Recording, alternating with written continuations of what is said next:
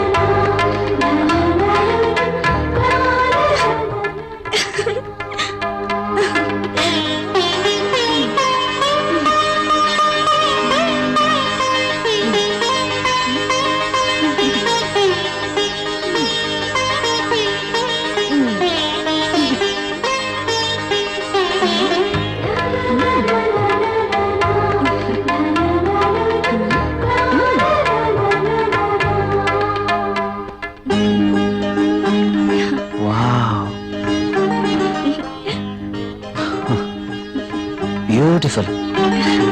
Thank you. You are looking angel.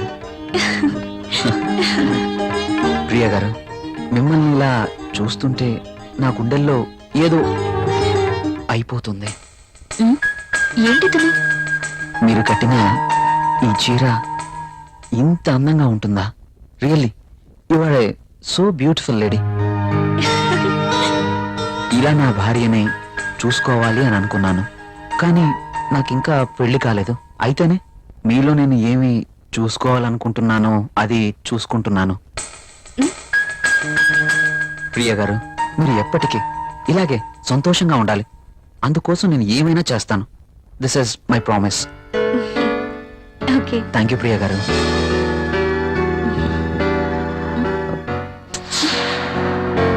నేను అడిగినందుకు నా కోసం మీరు thank you very much. Bye.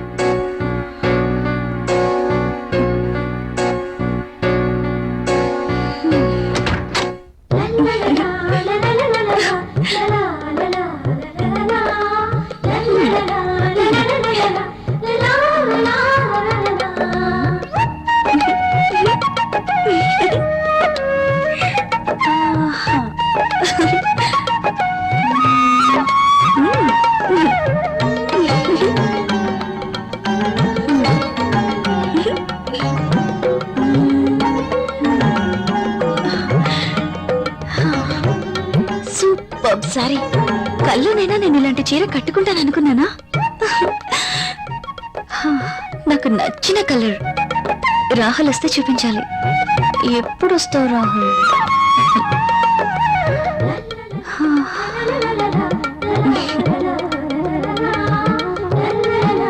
Priya, Priya, ఏం చేస్తున్నావు? ఇందాక నుంచి కాలింగ్ బెల్ కొడుతున్నాను, వినిపించడం లేదా? మీరు అసలు లోపలికి ఎలా వచ్చారు? మేడం, ఇది నా ఇల్లు, నా దగ్గర కూడా కీ ఉంటుంది. అవును, చీర బాగుంది. You are looking very beautiful. అవును, ఈ చీర ఇంతకు ముందు నీ దగ్గర లేదే? ఇంతకు ముందే సారీ ఉంటేనే కదా. ఇది ఈ రోజే తెచ్చారు, అర్జున్ ఇచ్చి వెళ్లారు. ఈ చీరలో నేను చాలా బాగున్నాను కదా. అర్జున్ వచ్చాడా? నేను వద్దని చెప్పాను కదా, ఎందుకు తీసుకున్నావు? తను చాలా బాధపడ్డారు, బ్రతిమాలారు. No Priya, I cannot accept this. ఇది మరీ బాగుందండి. తీసుకోకపోతే ఆయన బాధపడతారు, తీసుకుంటే మీరు బాధపడతారు. అయినా తీసుకున్నంత మాత్రాన్ని ఏమవుతుందండి? ప్రియా, కయ్యానికైనా నేయానికైనా సమౌజ్జీలు అయి ఉండాలి. ఇంత ఖరీదైన గిఫ్ట్స్ మనం తీసుకోవడం ఆ తప్పే. మనం తిరిగి వారికి ఇంత ఖరీదైన గిఫ్ట్స్ ఇవ్వలేం. మీరు సంపాదించే రూపాయి బిక్క చచ్చి కుయ్యో మొర్రో అంటుంది. ఎదుటివాడి జోబులో ఉన్న 1000 రూపాయల నోట్ అంటే మీ రూపాయికి భయం, అంతేనా? నువ్వేం మాట్లాడుతున్నావు? నేనున్నదే అంటున్నాను. అమ్మ పెట్టదు, అడుక్కు తిన్నివ్వదు అన్నట్టు మీరు తీసుకొచ్చి ఇవ్వలేరు, వేరొకరు తెచ్చినా ఒప్పుకోరు. వాడు తెచ్చింది చాక్లెట్ ఏమీ కాదు. నేనేం చిన్నపిల్లని కాదు. అదే అర్థం చేసుకోమంటున్నాను. నేను అందరిలాంటి స్త్రీనే కావచ్చు, కానీ మన పరిస్థితి కూడా అర్థం చేసుకోవాలి కదా. మిమ్మల్ని కట్టుకున్నప్పటి నుంచి నేను చేస్తున్న పని అదే. అది కాదు ప్రియా. చూడండి, నేనేమి అతన్ని దేవురించి తీసుకోలేదు. అతనే తెచ్చాడు, బాధపడ్డాడు, తీసుకున్నాను. That's all. దానికి మీరింత రాద్ధాంతం చేయాల్సిన అవసరం లేదు. కాళ్ళు కడుక్కునొస్తే మీరు సంపాదిస్తున్న నీళ్ల పప్పు అన్నం కలిసి తిందాం. హ.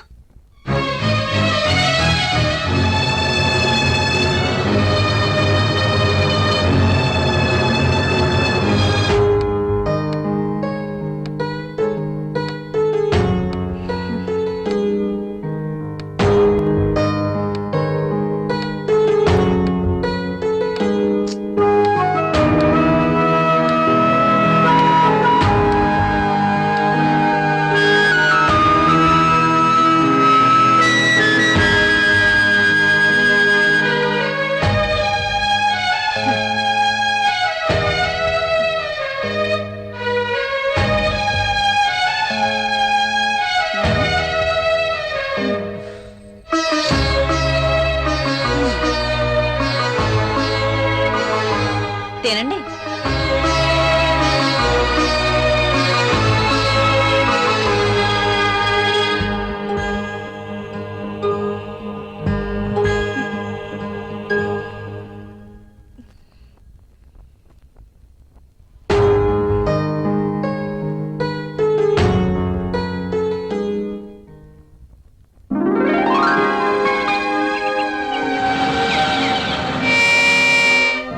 Come in, my boy. Good morning sir. Good morning. Rahul, she is Anjali, my brother's daughter. Anjali, he is Rahul. Chala brilliant and sincere person. Not bad. Okay, hello. Hi. By the by, ఇంతకు నేను ఎందుకు రమ్మన్నానంటే, నాకు తెలుసు sir, కొత్త project వివరాల కోసమేగా. that's okay. అయితే పిలిచింది అందుకోసం కాదు. మరి అంజలి వైజాగ్ లో ఉంటుంది, ఆమె భర్త దుబాయ్ లో ఉంటాడు. ఒక్కతే వైజాగ్ లో ఉండలేక హైదరాబాద్ వచ్చింది. కాబట్టి అంజలికి హైదరాబాద్ కొత్త. సో నువ్వే దగ్గరుండి అన్ని చూపించమని చెప్పడానికి రమ్మన్నాను. Yes, I totally new. ఏది ఎక్కడ దొరుకుతుందో నాకేం తెలీదు. పర్లేదండి, బాస్ చెప్పారు కదా, 2 రోజులు అయితే ఏవేవి ఎక్కడ దొరుకుతాయో మీరే మాకు చెప్తారు. అమ్మయ్యా, నాకు టెన్షన్ తగ్గింది. ఇప్పటి నుంచి Anjali work first, office work next. Okay boss.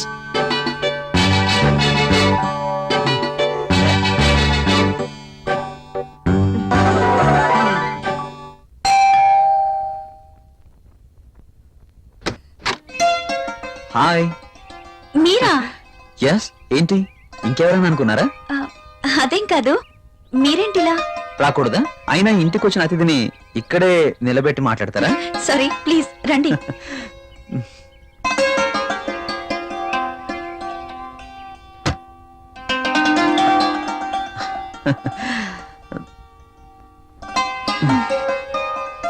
మీకోసమే తీసుకోండి.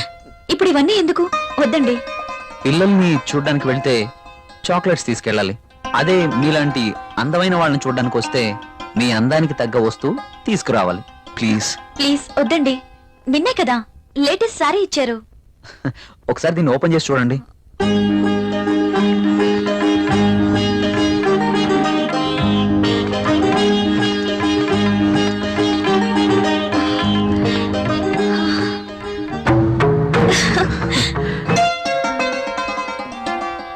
సారీ, ఇది నాకు ఇష్టం ఉండదు. రాహుల్ కూడా ఇష్టపడ్డు. రాహుల్ ఇష్టపడడా? అయినా నీ జీవితం నీ ఇష్టం. నిన్ననే చెప్పాను, ఎవరి కోసమో మనం మన ఇష్టాలను వదులుకోకూడదు అని. కావచ్చు, కానీ ఇది చాలా బాగుంటుంది. మీలాంటి బ్యూటీ ధరిస్తే మీ అందాలు మరింత అందంగా ఉంటాయి. రాహుల్కి తెలిస్తే బాగుండదు. చూపించాల్సిన అవసరం లేదు. మీ అందాన్ని చూడలేని దురదృష్టవంతుడు. వెళ్ళండి ప్రియ గారు, వెళ్ళి డ్రెస్ మార్చుకోండి. ఈ ఒక్కసారే, ఇంకెప్పుడు ఇలాంటి డ్రెస్ తేకూడదు. ఓకే ఓకే, మీరు కావాలంటేనే తెస్తాను. సరేనా? వెళ్ళి మార్చుకోండి.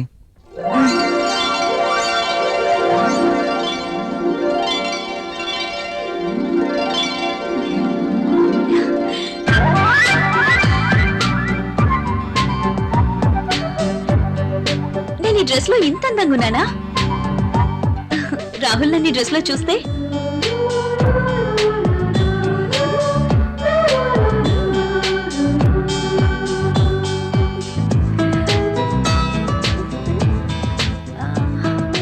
రాహుల్ కి డ్రెస్ నచ్చి ఎప్పుడు ఇలాగే ఉండమంటే లైఫ్ అంతా ఎంత బాగుంటుందో.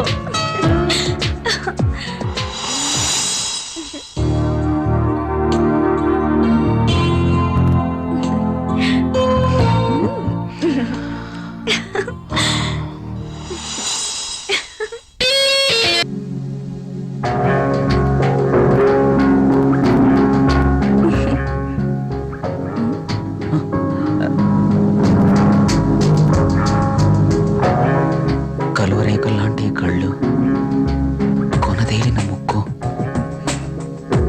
ఎదుటివాడిని రెచ్చగొట్టే నీ అందాలు,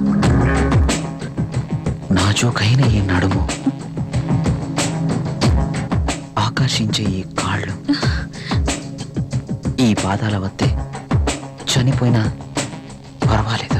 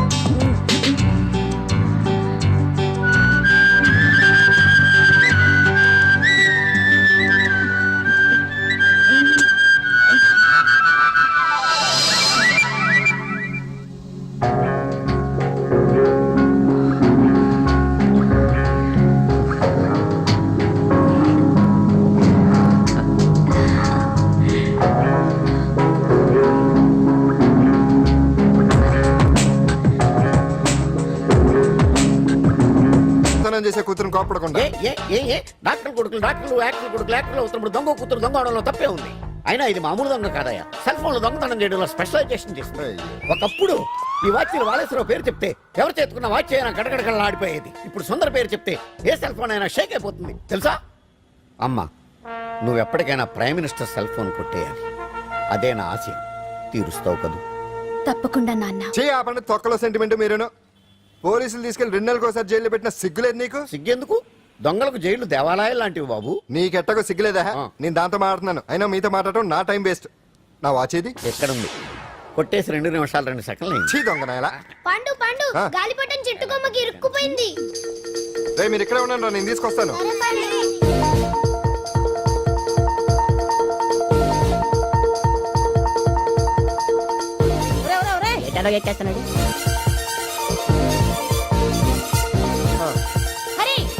ఇంట్లో పని చేయకుండా ఏం చేస్తున్నావు అక్కడ? టైం 5 అవుతుంది. 5 అయిందా? అమ్మో,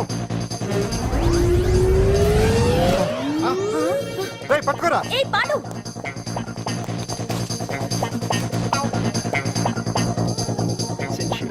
శ్రీదేవి నా చాయిస్ 4. అమ్మయ్య, అంజలి ప్రోగ్రామ్ ఇంకా రాలేదు. అంతెత్తు మించి దూకింది టీవీ చూడ్డానికా? టీవీ చూడటానికి కాదు, టీవీలో అంజలిని చూడటానికి. ఇదిగో పిల్లలు ఫోన్ నంబర్ ఇస్తారు, ఆ నంబర్ మీరు అందరూ కొట్టండి. ఇదిగోండి పట్టుకోండి. ఇదిగో పట్టుకో. నమస్కారం. వచ్చింది. ఈ పోటీ ప్రపంచంలో ప్రతి మనిషికి మానసిక ఒత్తిడి ఒక పెద్ద సమస్య అయిపోయింది. అలాంటి సమస్యలకు పరిష్కారం చూపడానికే ఈ మీకోసం కార్యక్రమం. ఈ లైవ్ ప్రోగ్రామ్ లో ఈ రోజు మిమ్మల్ని కలుసుకోబోయే వ్యక్తి ప్రముఖ మానసిక వైద్యులు శ్రీ గుండు హనుమంతరావు గారు. హనుమంతరావు గారు నమస్కారం. నమస్కారం మీరు డయల్ చేయాల్సిన నంబర్ 040 రేయ్ కొట్టండి రా కొట్టండి నంబరు 04014374757 ఫోన్ చేసి డాక్టర్ గారితో మాట్లాడండి. దొరికింది దొరికింది దొరికింది దొరికింది ఈ రోజు మన ఫస్ట్ కాల్ ఎవరో చూద్దామా? చూద్దాం. హలో హలో హలో హలో అంజలి గారు బాగున్నారా? బాగున్నానండి. మీరు మనమండి మనమంటే? పాండు పాండు ఓ మీరా? మీరు ఈ ఏడాది అవార్డు కొట్టేస్తారని పోయిన ఉగాది లైవ్ ప్రోగ్రామ్ లో చెప్పాను కదా, కొట్టేశారు. That is Pandu. మీకు ఇంకా తిరుగులేదు, కుమ్మేయండి. ఓకే థ్యాంక్స్ పాండు గారు. ఇక్కడ డాక్టర్ గారు ఉన్నారు, మీరు ఆయనతో ఉండేవండి. ప్రోగ్రామ్ ఎవరికైనా అక్కడే పడి ఉంటాడు కదా. ఏమండి మన డాన్స్ ఎంత వరకు వచ్చింది? మీరు తలుచుకుంటే ఎరగేస్తారండి, తెలుసండి మనకి. డాక్టర్ గుండు హనుమంతరావు గారు ఉన్నారండి. మీ సమస్య ఏదన్నా ఉంటే. అంజలి అంజలి గారు అంజలి ఈ గుండు ఒకడు. బాబు పాండు, ఏమిటి నీ సమస్య? మీరే నా సమస్య. మీరేంటండి బాబు మధ్యలో అమ్మోరు పక్కన ఆంబోతులాగా? అంజలి గారు మీరేంటండి గుండ్రటి బొట్టు పెట్టారు? అసలు మీ మొహమే చందమామలాగా ఉంటుంది. మీరు నిలువు బొట్టు పెడితే బాగుంటారు. ఏమండి మీరు ఒక్కసారి నవ్వారంటే చాలండి, మీ ముందు ఏ సినీ స్టార్ అయినా కట్ అయింది. కొట్టండి కొట్టండి అందరూ కొట్టండి. సిను ఆ పాండు ఫోన్ చేస్తే కనెక్ట్ చేయదని ఎన్నిసార్లు చెప్పాను? కరెక్టే, కానీ అతను రకరకాల ఫోన్ నుంచి రకరకాల గొంతులతో మాట్లాడుతుంటే ఎలా తెలుసుకోమంటారు? ఎవరికి లైన్ దొరుకుతుంది, ఇతనికి ఎలా దొరుకుతుందో ఏంటో బాబోయ్. Hi hi. ఎవరి గురించే? Pandu Pandu Pandu that is Pandu. Live program లో నీ వీరాభిమానా? వీరాభిమన్యుడే. ఏమంటాడేంటి? ఏమంటాడు?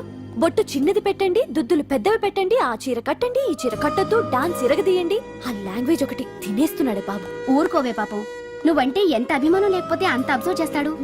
అయినా సినిమా వాళ్ళకి క్రికెటర్స్ కి ఇలాంటి పిచ్చి అభిమానులు ఉంటారు గానీ టీవీ యాంకర్ వి నీ మీదేంటి అతనికి అంత అభిమానం? ఏ సినిమా వాళ్ళ మీద క్రికెట్ వాళ్ళ మీద అభిమానం ఉండాలా? ఒక మనిషి నచ్చాలంటే గొప్ప హోదానే ఉండక్కర్లేదు, మంచి మనసుంటే చాలు. పంప తీసి అంజలి మనసు టీవీలో నీకు కనిపించిందా ఏంటి? అదే మరి.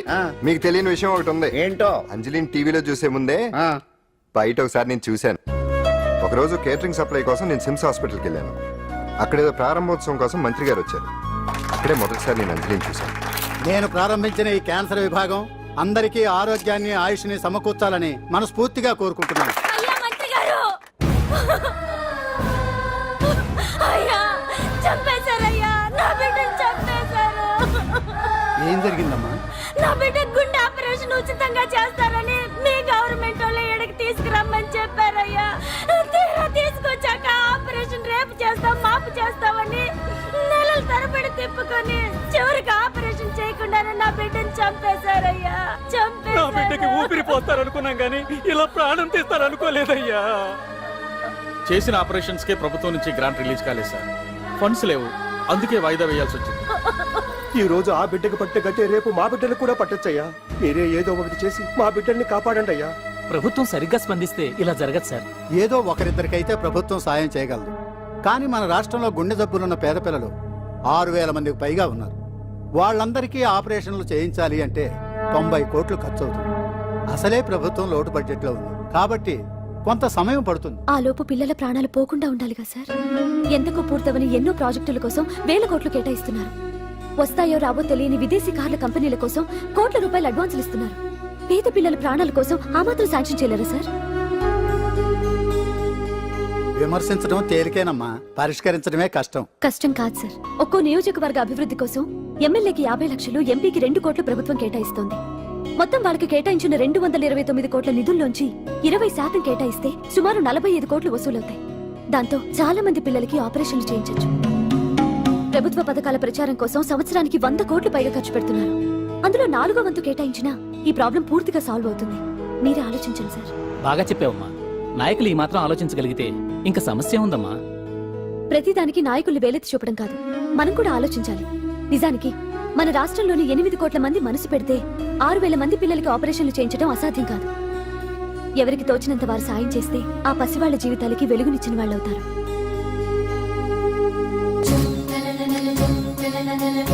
ఇదిగోండి సార్ చెక్. ఇప్పటి వరకు నేను సంపాదించిందంతా ఈ పిల్లల కోసం విరాళంగా ఇస్తున్నాను.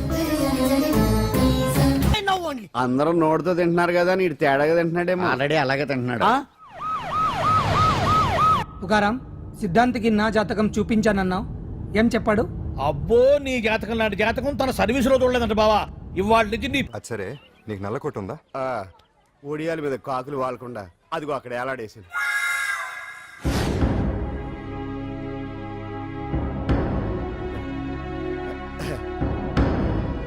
యువర్ ఆనర్, ఈ అంజలి నేరం చేసినట్టుగా సాక్ష్యాధారాలన్నీ బలంగా ఉన్నాయి కదండి.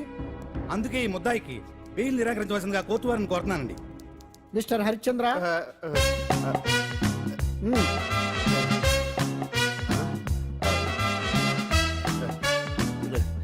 యువర్ ఆనర్, ఆడపిల్ల జీవితం ఆవకాయ పచ్చడి ఒక్కలాంటిదే. ఉప్పు కారం తక్కువైనా, మెంతులు ఆవాలు ఎక్కువైనా, కల్తీ నూనె వాడినా, తడి చేతులు తగిలినా పచ్చడి పాడైపోద్ది. అలాగే తేడా వస్తే పచ్చడి ఆడపిల్ల జీవితం కూడా పాడైపోద్ది.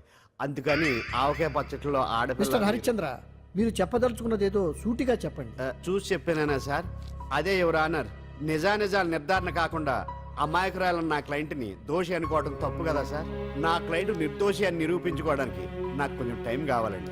అందుకని ఈ కేసు వాయిదా వేసి బెయిల్ మంజూరు చేయవలసిందిగా కోర్టు వారిని కోరుకుంటున్నాను. ఏంటి ఏంటి ఏంటి నువ్వు కోరేది? అబ్జెక్షన్ యువర్ ఆనర్, ముద్దాయి బెయిల్ మంజూరు చేస్తే సాక్ష్యాధారాలన్నీ తారుమారు చేసే ప్రమాదం ఉంది. ఓహో భలే పనేనే. సాక్ష్యాధారాలు తారుమారు చేయడానికి ఇది ఇస్త్రీ చేసినంత ఈజీ కాదు పీపీ గారు.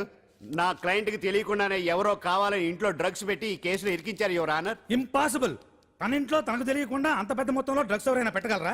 అంతెందుకంట మీ ఇంట్లో మీకు తెలియకుండా ఎవరైనా ఏ వస్తువైనా ఉంచగలరా అని. ఓహో గట్టి గారు, అయ్యా, గట్టి గారు, నాకు న్యాయం జరిపించండి, ధర్మాన్ని కాపాడండి, నాకు అన్యాయం జరిగింది. అతను వదలండి. థ్యాంక్స్ అండి మహాప్రభువులు. ఎవరయ్యా నువ్వు? ఏమైంది? సార్, సీట్లో కూర్చున్న శిబి చక్రవర్తిలా ఉన్నారు. నాకు మీరే న్యాయం జరిపించాలి, ధర్మాన్ని కాపాడండి. జరిగిందేంటో ముందుకొచ్చి చెప్పండి. నా పేరు వాలేశ్వరరావు సార్. పొద్దున్నే మా చుట్టాల పని మీద కోర్టుకు వచ్చానండి. అప్పుడేమో నేను మెట్లు దిగుతున్నానండి, ఈ పబ్లిక్ ప్రాసిక్యూటర్ గారేమో మెట్లు ఎక్కుతున్నారండి.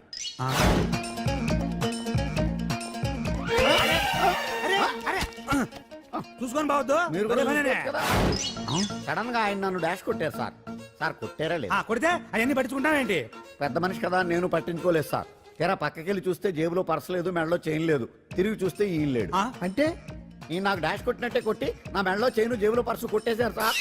నేను కొట్టేయడం ఏంటి? నేను నీకు దొంగలా కనబడుతున్నా? సార్, దొరైనా దొంగైనా దొరికేకే కదా సార్. భగవద్గీత మీద ప్రమాణం చేసి అంతా నిజమే చెప్తున్నానండి. కావాలంటే ఆయన జేబులు చెక్ చేయండి. నాది black colour leather money purse అండి. నా చైన్ కి వెంకటేశ్వర స్వామి లాకెట్ కూడా ఉందండి. చూడండి సార్. ఓహో భలే పనేనే. నీ వస్తువులు నాకాడ ఎందుకుంటాయి? కావాలంటే చూసుకోండి, చూపిస్తాను. చూసారా సార్, ఇవి నా వస్తువులే. కావాలంటే పర్సులో నా ఫోటో కూడా ఉండదు, చూడండి. అవును ఉందండి. Mister public prosecutor, what is this? Your honour, ఈ రెండు నా జేబులోకి ఎలా వచ్చాయో నాకు తెలియదండి. అర్థమైంది. డాష్ కొట్టినప్పుడు ఇతనే నా జేబులో పెట్టుంటాడు. అంటే అవన్నీ మీరు కొట్టేలేదంటారు? భలే పనేనే, ఇతనే పెట్టాడంటే. Thank you. Note this point your honour. Yes, you are correct. అవి మీ జేబులో ఎత్తనే పెట్టాడు. థ్యాంక్స్. క్షమించాలి యువర్ ఆనర్. సార్, కావాలనే నేను ఈ నాటకం ఆడించాను.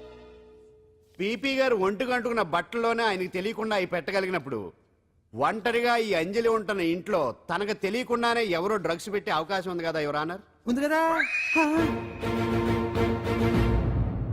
ఈ కేసులో ముద్దా అయిన కుమారి అంజలికి బెయిల్ మంజూరు చేస్తూ ఈ కేసును వచ్చే నెల 5వ తేదీకి వాయిదా వేయడమైనది. భలే పనేనే. థ్యాంక్స్ అండి. మీరు చేసిన సహాయానికి ఎలా కృతజ్ఞతలు చెప్పాలో అర్థం కావట్లేదు. ఇందులో మాదేమీ లేదమ్మా. నువ్వు బయటపడడానికి నాటకం ఆడింది మేమే అయినా ఆడించిన వ్యక్తి వేరే ఉన్నాడు. కేసు అప్పగించింది తనే, ఎలా నెగ్గుకు రావాలో చెప్పింది తనేనమ్మా. అంతేకాదంజలి, నీకు జైల్లో తోడుగా ఉండడానికి, అసలు జరిగింది తెలుసుకోవడానికి నన్ను జైలుకు పంపించింది కూడా తనే. తను పంపించాడని చెప్తే నువ్వు నాకు నిజం చెప్పవేమోనని ఆ విషయం చెప్పొద్దన్నాడు. ఎవరు? పాండు. పాండు, నీ వీరాభిమాని పాండు. అరే రండి.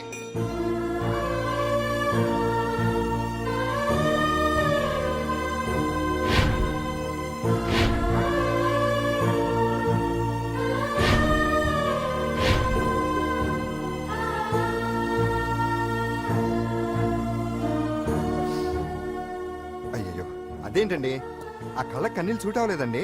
మీకెవరు లేరనుకుంటున్నారు కదా, మేమంతా ఉన్నామండి. మీరు ధైర్యంగా ఉండండి. ఏమండి, కేసు కూడా ఉఫ్ అని ఎగిరిపోతుంది. ఆ భగవాన్ గడు మిమ్మల్ని ఏమీ చేయలేడండి.